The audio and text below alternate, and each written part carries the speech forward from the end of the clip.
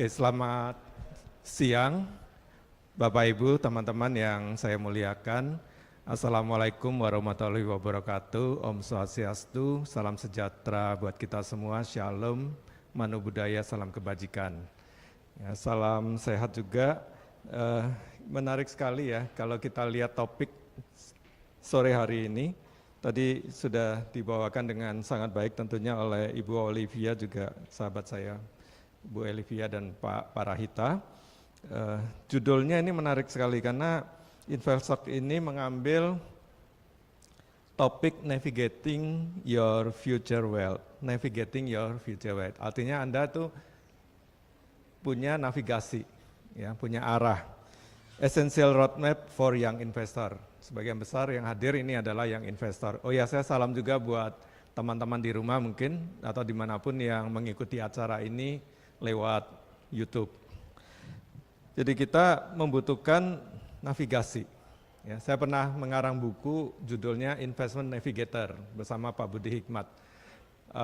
Jadi dalam hidup ini tidak hanya investasi, kita itu butuh arah tujuan supaya tidak kesasar, supaya kita bisa sampai ke tujuan yang benar. Nah, sesi yang kedua ini mungkin tidak perlu lagi saya perkenalkan detail ya. Pak Loh Keng Hong ini udah sangat-sangat ternama. Tadi saya joke Coldplay aja kalah nih ya, belum tentu semuanya kenal Coldplay. Tapi kalau Pak Loh ini ya hampir semua sekarang udah mengenal Pak Loh. Pernah ya Pak Loh jalan-jalan di Ubud ya, ada yang mengenali Pak Loh di Ubud.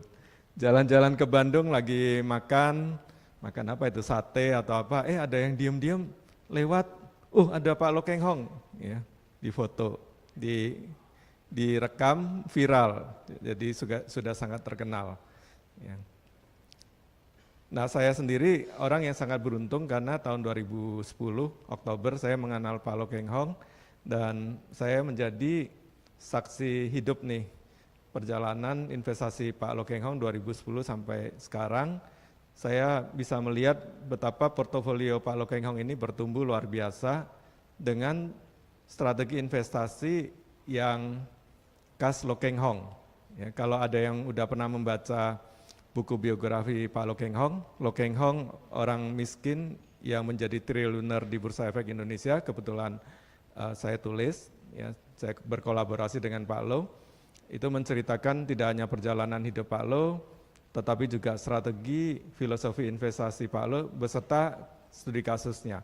Nah saya beruntung bisa melihat langsung bagaimana Pak Loh itu bisa mengembangkan portofolionya dari tahun 2010 sampai 2023. Saya seorang dosen, saya tentunya tidak mudah percaya gitu kan, tapi Pak Loh selalu menunjukkan bukti-bukti, ini loh Pak, ya saya beli sekian, saya jual sekian, dan cara-cara yang dilakukan oleh Pak Loh Keng Hong itu benar-benar mencari perusahaan yang bagus, wonderful, kemudian tidur, ya menunggu sampai perusahaan itu kinerjanya membaik atau makin baik dan harga sahamnya terapresiasi tinggi. Jadi kalau ada yang japri saya, ada orang yang curiga nih, padahal dia pakar saham. Pak Loh ini bandar ya, saya hanya senyum, saya bilang enggak, ya, karena saya adalah selain sahabat Pak Loh Keng Hong, saya adalah saksi hidup ya bersama Pak Loh, bagaimana Pak Loh itu tadi mengembangkan kinerja portofolionya dengan cara yang menurut saya cara yang terbaik dan yang benar. Ya. Baik, singkat kata, Pak Loh ini tidak hanya hebat dalam berinvestasi saham, beliau ini juga investor yang terhormat. Ya, mengapa saya katakan terhormat? Karena di pasar modal itu kalau kita nggak hati-hati itu mudah sekali lah menemukan orang-orang yang mungkin dia ingin cepat kaya dengan memanfaatkan orang lain. Ya. Tapi itu tidak saya temukan di diri Pak Loh Keng Hong. Beliau ini adalah investor besar yang berhasil dengan cara yang terhormat. Ya, tidak hanya dengan cara yang benar, tapi juga maksud saya tidak hanya dengan cara yang memberikan hasil yang baik, tapi juga cara yang benar. Ya. Kalau ibarat perusahaan ini good corporate governance-nya bagus. Ya. Dan satu hal lagi yang istimewa dari Pak Loh Keng Hong tentunya adalah willingness beliau untuk sharing. Ya. Kalau Bapak Ibu teman-teman baca buku biografi Pak Lo, itu ada kata-kata Pak Lo yang mengatakan bahwa strategi investasi saya ini sederhana, simple. Semua orang bisa copy paste, dan saya tidak segan-segan untuk mendisclose, menyebarluaskan cara saya. Jadi nggak ada yang rahasia. Pak Lo jelaskan. Nah, masalahnya memang tidak mudah untuk mengikuti caranya Pak Lo. Ya. Wah, cari perusahaan yang bagus, oke, ketemu. Bisa sabar enggak? Ya kan? Ada conviction enggak ketika harga saham sedang turun? Ya, bukannya tambah beli malah cut loss misalnya. Ya, jadi sore hari ini kita sangat beruntung, kita bisa langsung bertemu dengan Pak Lo Keng Hong. Sebentar lagi Pak Lo Keng Hong akan mempresentasikan wisdom, ya, mungkin diambil dari buku 101 Warren Buffett Wisdom. Sebenarnya Pak Lo juga punya bukunya, ya, dan teman-teman bisa ikutin mungkin lewat IG-nya Kontan atau IG saya juga. Itu setiap hari Senin itu kita selalu post itu Lo Keng Hong Wisdom. Jadi Pak Lo ini suka membuat wisdom yang dia dapatkan dari pengalaman sehari-hari dia berinvestasi. Ya. Wisdomnya bagus sekali. Nah, 40 menit ke depan Pak Lo nanti akan membawakan materi tentang investment wisdom dari Warren Buffett, yang juga adalah guru dari beliau. Ya, jadi gurunya Pak Lo Keng Hong ini adalah Warren Buffett.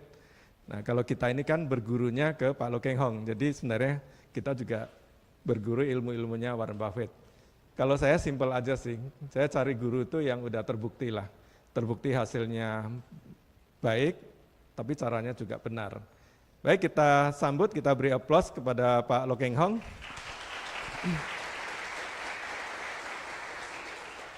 Silakan Pak Lo. Nanti setelah itu kita akan masuk sesi tanya jawab sekitar 30 menit. Terima kasih Pak Lukas. Ya. Selamat siang mahasiswa, mahasiswi FEB Universitas Indonesia. Salam sejahtera bagi kita semua. Pertama-tama saya mau berterima kasih kepada panitia kelompok studi pasar modal FEB UI yang sudah mengundang saya siang hari ini. Ya. Bisa dimunculkan itunya, materinya. Ya. Navigating your future well. Ya.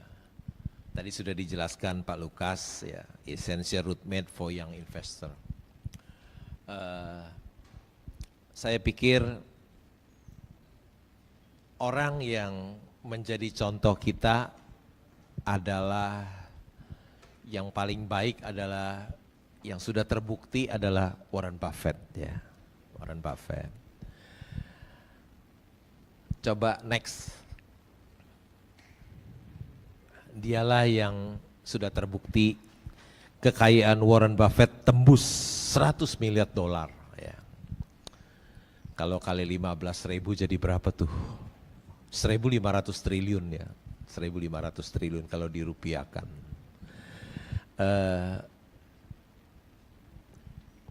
Mungkin George Soros tidak bisa menjadi contoh kita, ya, karena dia seorang spekulan valuta asing katanya, ya, dia yang menghancurkan mata uang di Asia Tenggara tahun 1997. Ya.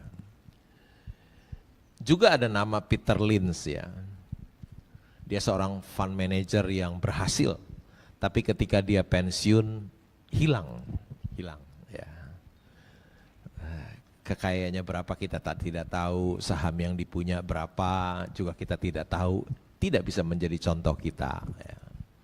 Cuman hanya 3 buku karangannya saja yang bisa kita baca. Seorang penulis tapi kehilangan jejak kita semuanya. Kemudian ada lagi yang namanya Robert Kiyosaki lagi, ya. Juga saya pikir tidak bisa menjadi role model kita. Karena dia dahulu orang properti, ayo beli properti. Nanti properti itu disewakan, kita sewakan. Nanti hasil sewanya kita buat bayar cicilan. Ya. Semua orang Amerika melakukan hal itu. Apa yang terjadi tahun 2008 terjadi subprime mortgage, ya. Krisis pada kredit macet perumahan di Amerika. Orang-orang tidak bisa bayar hutang karena apa? Ternyata propertinya nggak ada yang sewa, jadi nggak bisa cicil, jadi macet. Ya. Sekarang dia sudah berubah, ayo sekarang beli cryptocurrency katanya. Ya. Orang ini juga nggak bisa jadi contoh buat kita. Ya. Yang menurut saya yang bisa jadi contoh buat kita menjadi orang yang kaya itu beliau.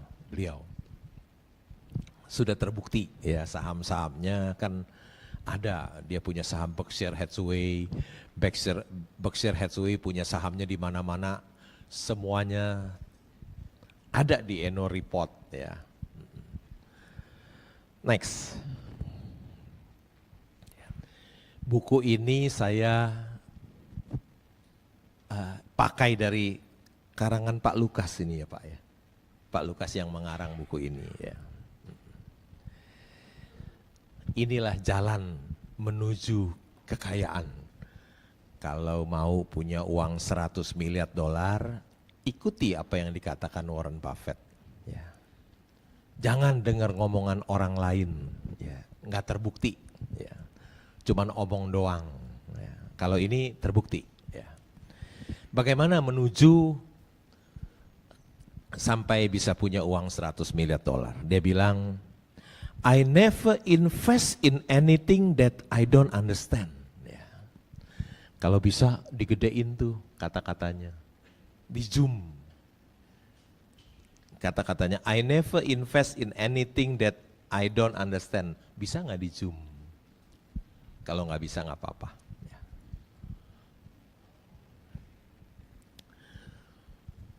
Dia bilang, I never. Saya tidak pernah berinvestasi di tempat yang saya tidak tahu. Ya. Dia tidak pernah beli kucing dalam karung. Ya. Dia selalu tahu apa yang dia beli. Dia tidak pernah tidak tahu apa yang dia beli. Ya. Bagaimana sih kita bisa tahu investasi kita? Ya. Cuma satu cara, yaitu seorang investor saham itu cuma satu cara, yaitu membaca annual report, ya, membaca annual report supaya kita tidak tahu, bukan dengar tukang pom-pom, bukan dengar influencer, bukan dengar teman-teman kita, ya mereka bisa salah semua Pak, kebanyakan salah malah. Jadi kita harus baca annual report. Di annual report itu kita tahu siapa direksinya, siapa komisarisnya, siapa pemegang saham mayoritasnya. Apakah mereka orang yang jujur atau orang yang tidak jujur? Atau orang yang suka mengambil uang perusahaan untuk memperkaya dirinya. Ya.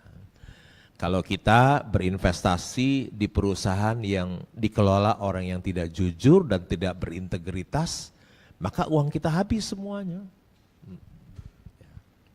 Jangan pernah berinvestasi di perusahaan yang dikendalikan manajemen yang tidak jujur dan tidak berintegritas. Ya.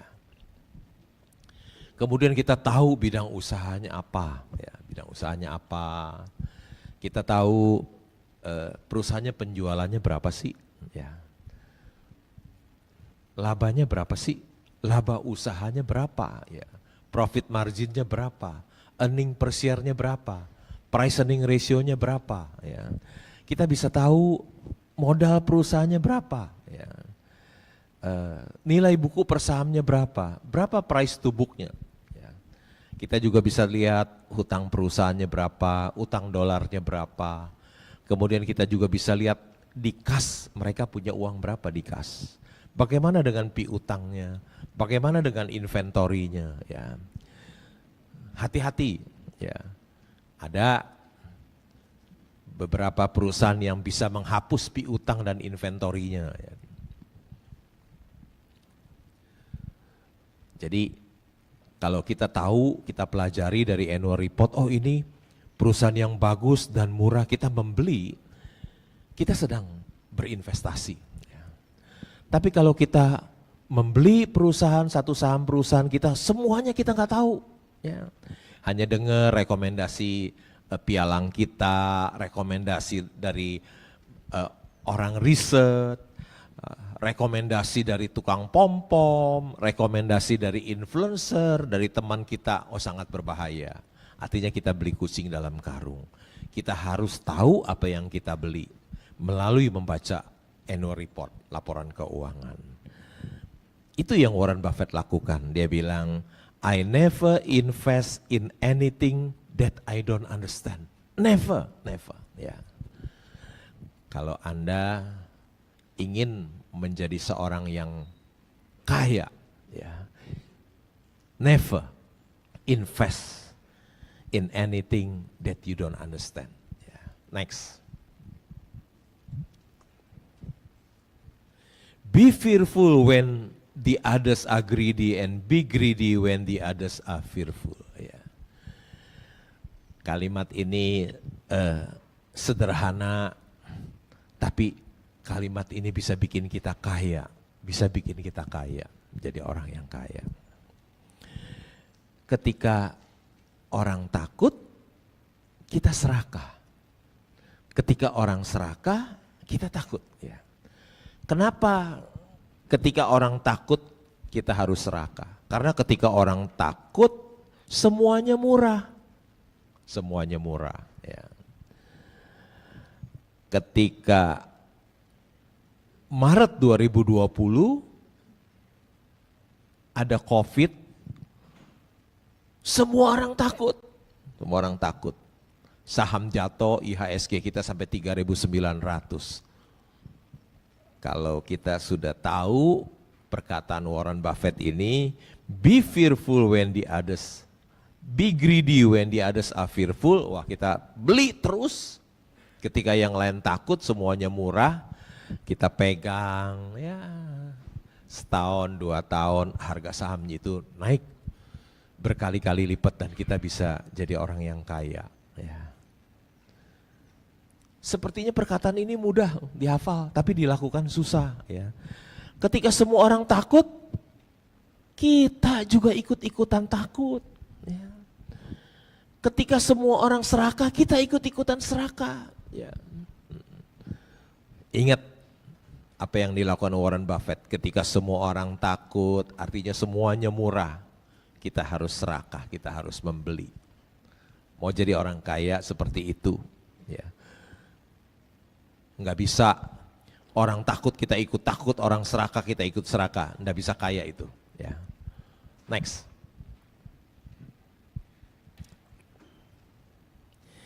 I just sit in my office and read all day. Ya. Orang yang punya uang 100 miliar, mendapatkan uang 100 miliar dolar, apa yang dilakukan tiap hari? Apa yang dilakukan tiap hari? Dia bilang, I just sit in my office and read all day. Saya hanya duduk di kantor saya dan membaca sepanjang hari. Itu loh kunci sukses. Dia datang ke kantor, baca. Apa yang dia baca? Tentu yang dia baca, koran yang dia baca. Ya. Dia baca berita di media sosial. Ya. Dia dengar CNBC, ya. Kebetulan ada jurnalis CNBC di sini. Ya. Dia dengar CNBC, dia dengar Bloomberg. Saya juga tiap hari dengar CNBC, dengar Bloomberg. Ya. Dia baca annual report, dia baca laporan keuangan. Ternyata kunci keberhasilannya di sini loh. I just sit in my office and read all day. Dia membaca. Jadi dia tahu perusahaan yang dia beli, dia tahu. Ya. Ada pepatah bahasa Indonesia bilang, membaca adalah jendela dunia. Ya. Pepatah bahasa Mandarin juga ada. Bunyinya, Su li zi yu huang jing u. Siapa yang tahu artinya apa? Ada yang tahu? Suli artinya di dalam buku. Huangqing artinya emas. Dari Uzi dari rumah. Di dalam buku ada rumah emas. Orang yang banyak membaca, dia jadi banyak tahu. Orang yang banyak tahu, dia dekat dengan kepintaran. Orang yang dekat dengan kepintaran, dekat dengan kekayaan. Membaca adalah sumber inspirasi. Warren Buffett bilang, I just sit in my office and read all day. Permisi tanya dong buat mahasiswa-mahasiswi FEB UI. Berapa 1 jam, 1 hari Anda membaca? Kok ketawa? Membaca, kalau besok mau ujian baru baca gitu ya. Warren Buffett bilang, I just sit in my office and read all day. Tiap hari dia baca. Artinya apa? Tiap hari dia mempelajari perusahaan publik loh. Tiap hari dia belajar. Mahasiswa umur 20 lebih ya. Yang baca ini umurnya udah 93 loh, masih belajar loh. Mau jadi orang yang kaya? Harus baca lu tiap hari. Harus baca. Kuncinya di situ. Baca itu artinya apa? Belajar. Artinya harus belajar. Yang dibaca bukan novel ya, yang dibaca laporan keuangan. Next. Baca novel gak pinter-pinter dong. You don't need to be a rocket scientist. Investing is not a game where the guy with the 160 IQ beat the guy with 130. Engkau tidak perlu jadi ilmuwan roket. Ya. Karena investasi itu bukan permainan yang IQ-nya 160 mengarahkan yang 130. Bukan. Bukan yang pinter mengalahkan yang bodoh, bukan. Ya. Investasi itu mudah. Ya. Kalau lulusan dari FEB UI, waduh udah tinggi sekali ilmunya. Ya. Sebetulnya menjadi seorang investor saham yang berhasil, yang sukses, yang kaya, sebetulnya hanya cukup bisa lulusan SD aja, cukup. Ya. Karena dia yang dibutuhkan hanya tambah, bagi, kurang, kali, dan prosentase itu aja. Ya. Nggak butuh belajar kalkulus, ya. Nggak butuh belajar integral, diferensial, ya. Nggak butuh belajar sinus, kosinus, ya. Saya dulu waktu SMA jurusannya IPA juga, IPA. Saya dulu belajar integral, diferensial. Saya tamat SMA tahun 79, sampai sekarang 2023, udah berapa tahun tuh tamat SMA. Nggak pernah satu kali pun saya pergunakan integral dan diferensial. Nggak pernah sama sekali. Saya nggak tahu pakainya buat apa ya integral diferensial, karena yang saya butuhkan cuma tambah, bagi, kurang, kali, dan prosentasi, itu aja yang saya pakai. Next. The stock market is a device for transferring money from the impatient to the patient. Ya. Artinya pasar modal adalah perangkat untuk memindahkan uang orang tidak sabar kepada orang yang sabar. Ya. Investor-investor saham, kalau Anda tidak sabar, orang yang tidak sabar, hati-hati loh. Uangmu bisa pindah ke kantong orang yang sabar, bisa ditransfer ke sana. Ya. Kalau Anda orang yang tidak sabar, hati-hati. Ini peringatan dari Warren Buffett. Hartamu akan pindah kepada orang yang sabar. Ya. Sabar itu ilmu tingkat tinggi. Belajarnya setiap hari. Ujiannya sering mendadak, nggak diberitahu dulu. Ya. Tetapi investor saham yang lulus, dia akan memperoleh cuan yang besar. Ya. Sabar juga sangat penting di dalam kehidupan kita sehari-hari. Orang yang tidak bisa sabar menahan amarah.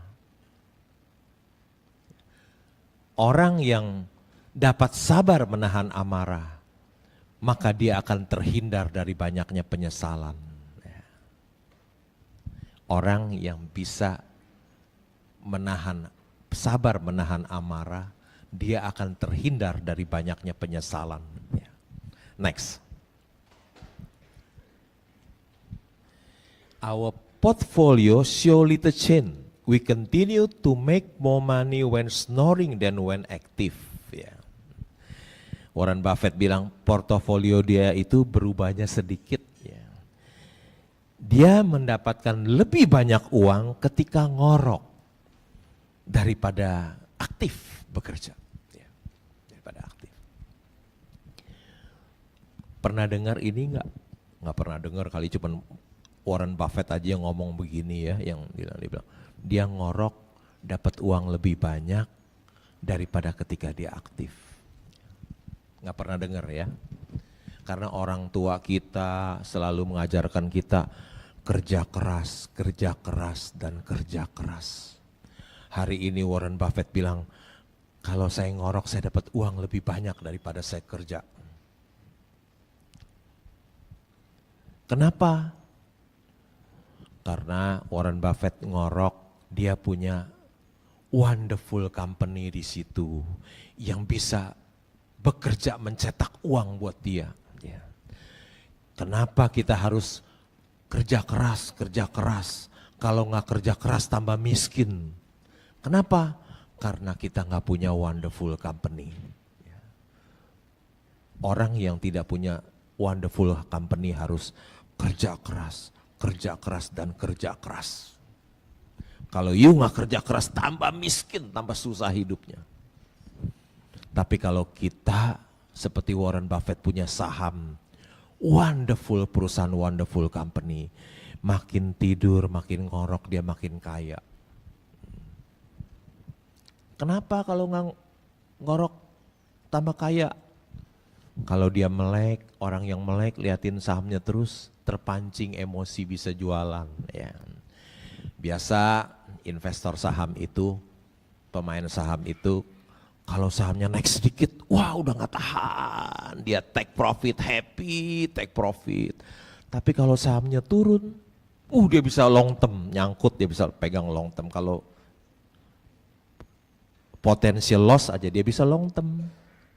Tapi kalau dia sahamnya naik sedikit aja udah happy, langsung dia take profit. Ya. Jadi investor saham itu orang yang takut untung berani rugi. Kalau dia untung dia takut buru-buru dia jual. Tapi kalau rugi dia nggak takut, dia pegang terus sampai titik darah penghabisan. Ya.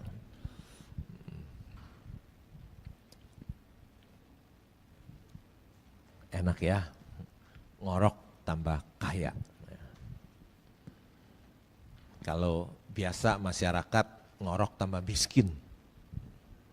Yang ngorok punya saham wonderful company yang bisa mencetak uang bagi dia. Kenapa kita tambah miskin ngorok? Karena kita nggak punya saham wonderful company, nggak punya. Ya. Kita harus kerja keras, dan kerja keras. Next. It is far better to buy a wonderful company at fair price than a fair company at wonderful price. Ya. Jauh lebih baik memiliki wonderful company di harga yang wajar daripada membeli perusahaan yang biasa-biasa di harga yang murah. Ya. Ini ilmu tingkat tinggi saham, ilmu tingkat tinggi. Ya. Bahkan konglomerat aja nggak tahu hal ini, ya. Masih mungutin saham jelek-jelek yang dia beliin. Ya. Saya liatin banyak orang yang udah masuk 10 besar orang paling kaya di Indonesia. Saya lihat belinya perusahaan yang jelek-jelek. Saya sih udah nggak mau ya beli gitu. Ya. Udah nggak mau. Ini ilmu tingkat tinggi. Masa Warren Buffett udah ajarin masih juga beli yang perusahaan jelek-jelek yang masih dibeliin ya. Perusahaan yang untungnya kecil nggak mau. Warren Buffett bilang, kalau kita beli perusahaan yang biasa-biasa, yang cuannya kecil, mana bisa punya uang 100 miliar dolar. Ya mesti kayak gini.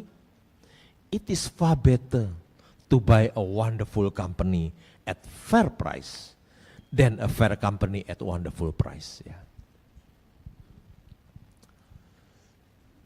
Nggak mau lagi saya perusahaan yang biasa-biasa aja, nggak mau. Ya, hanya mau beli wonderful company. Ya. Next. Opportunities come infrequently when it rains gold. Put out the bucket, not the timber. Ya. Kesempatan-kesempatan itu datangnya jarang. Ya. Ketika dia hujan emas, ya, keluarkan ember yang besar, ya, tapi bukannya gayung. Ya, ya tentu seperti tahun 2020 Maret IHSG 3.900 itu kesempatan seperti itu jarang terjadi. Jadi kalau punya uang, dorong semuanya. Jangan pakai apa teori apa, yang belinya dicicil, belinya bertahap, apa namanya? Dollar cost averaging, ya.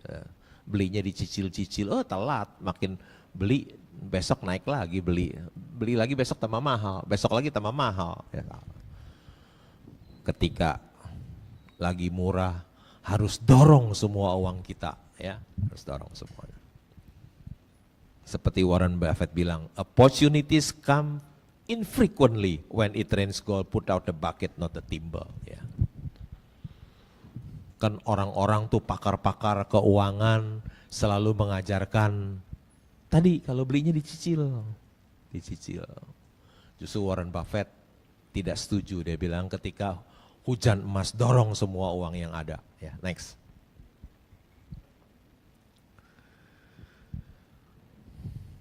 Ini semuanya bisa bikin kita kaya loh. Karena yang ngomong sudah terbukti orang yang punya 100 miliar dolar. Ya.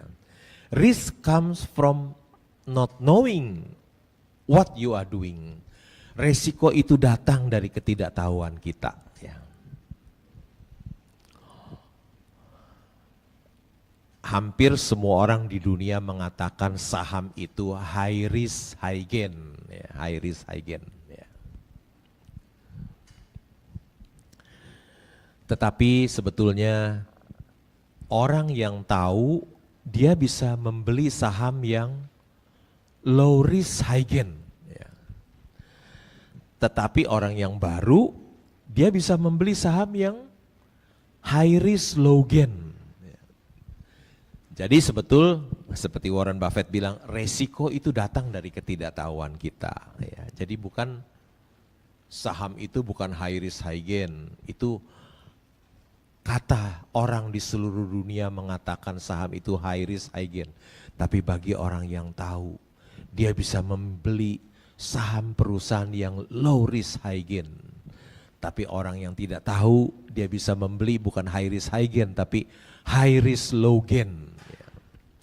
Jadi resiko itu datang dari ketidaktahuan kita.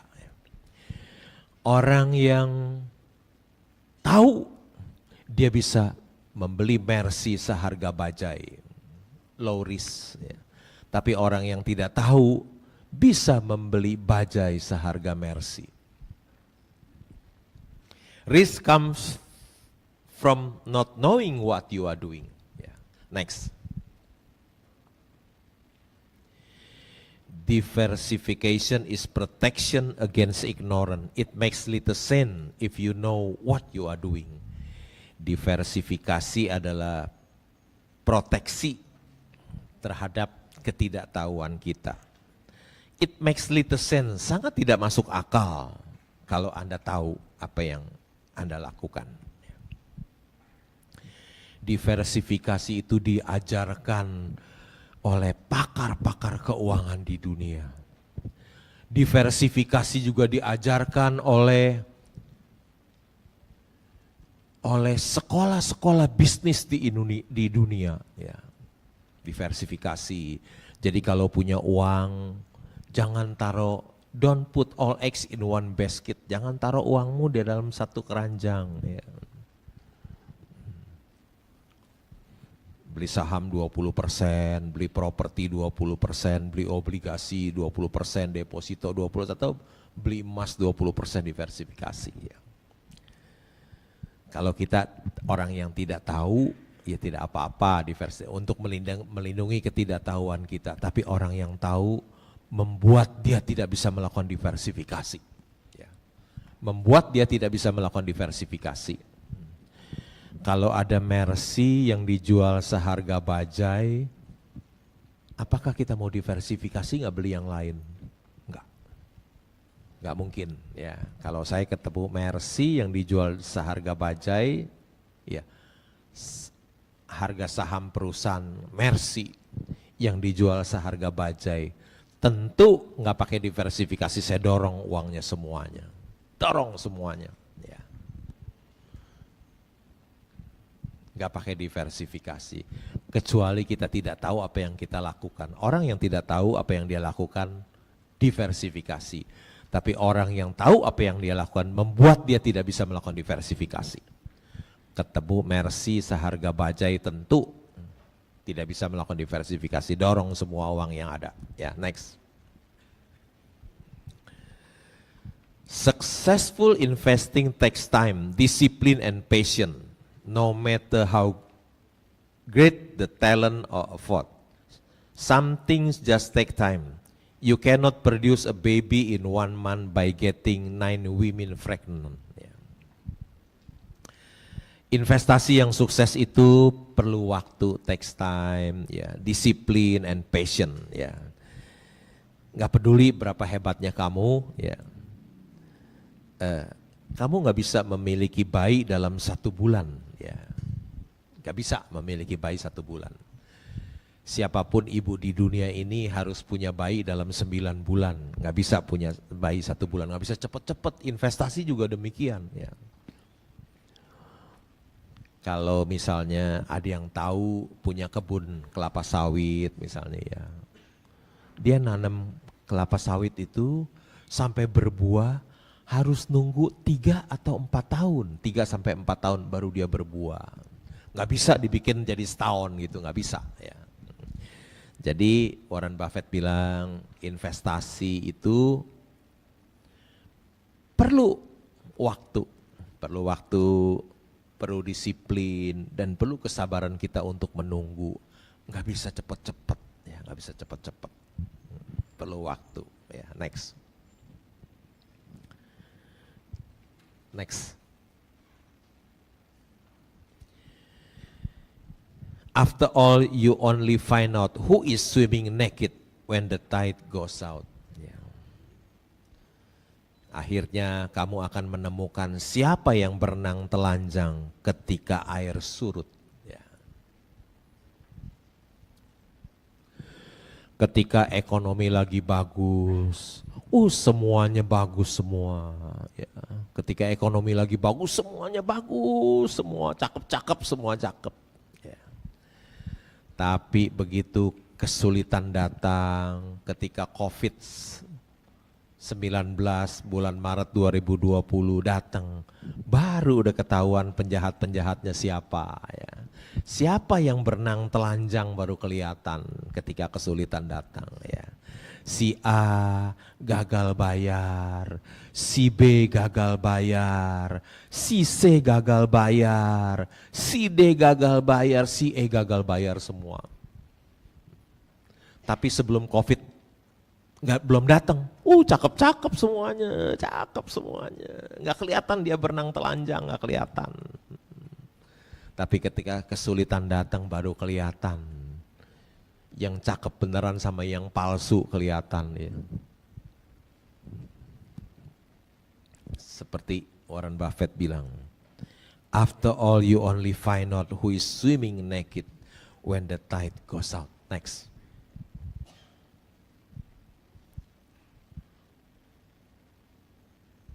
Next. I'm not interested in cars and my goal is not making people envious. Don't confuse the cost of living with the standard of living. Yeah. I'm not interested in cars and my goal is not to make people envious. Yeah. Saya tidak tertarik dengan mobil. Saya tidak tertarik dengan mobil. Yeah. Karena goal saya itu bukan membuat orang menjadi iri. Ya. Orang-orang suka pamer, naik mobil mewah, suka pamer, supaya kelihatan kaya, ya, supaya kelihatan kaya.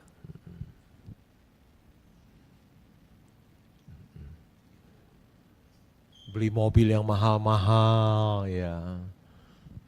Kalau punya uang sih nggak apa-apa, asal jangan udah beli mobil mahal, boleh leasing lagi, nyicil lagi. Wah. Tahu nggak, beli mobil itu kan ada depresiasi. Tiap tahun kan nilainya turun, depresiasi. Ya.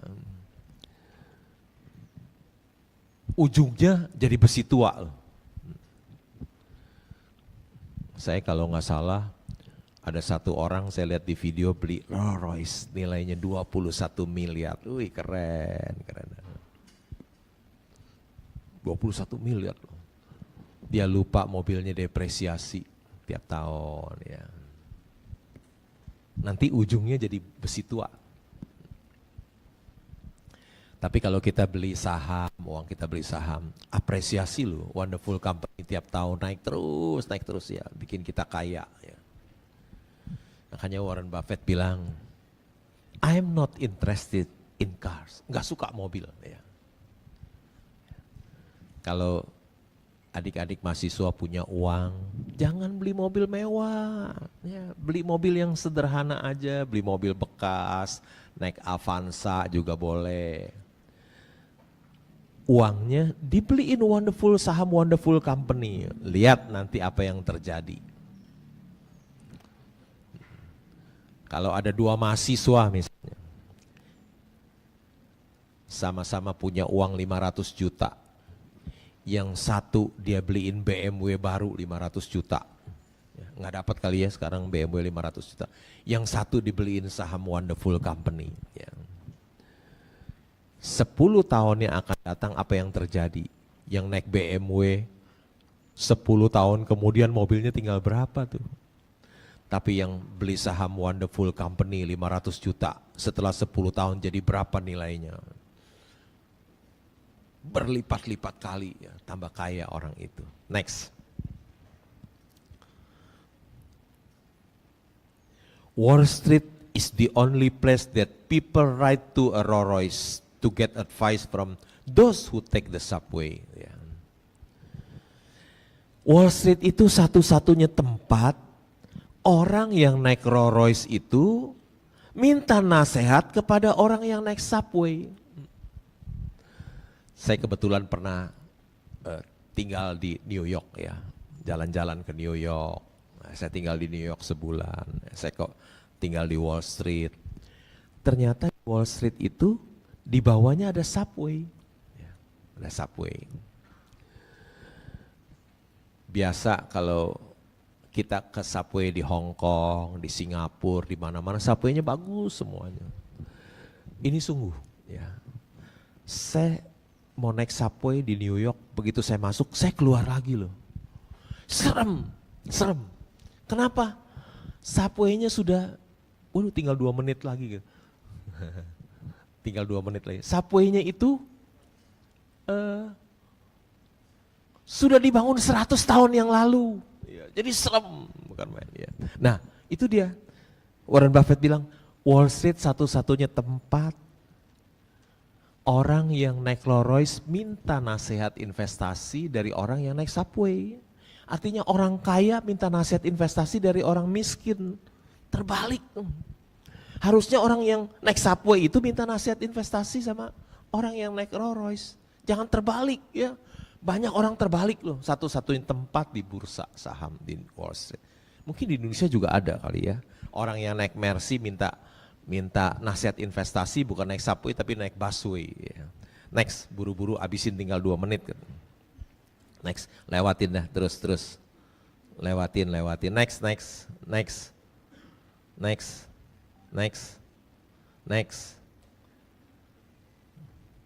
Ini juga boleh nih. If you don't find a way to make money while you sleep, you will work until you die. Ya. Kalau Anda tidak bisa mendapatkan uang ketika tidur, Anda harus kerja loh sampai mati, kata Warren Buffett. Next. Ini juga bagus ya.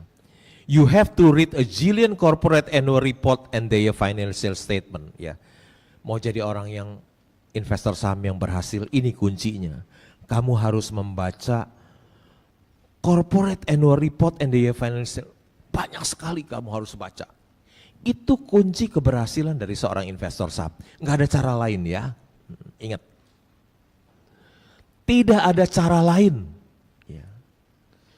Kalau Anda ingin menjadi seperti Warren Buffett, hanya satu cara. You have to read a zillion corporate annual report and their financial statement. Itu caranya. Nggak ada yang lain. Ya. Jangan ikutin yang lain deh. Yang ngajarin juga nggak terbukti juga. Ya. Mendingan yang udah terbukti aja. Next. You cannot make a good deal with a bad person. Engkau tidak bisa mendapatkan kesepakatan yang baik dengan orang yang buruk. Ya, jangan kita berharap dari orang yang bad person. Next.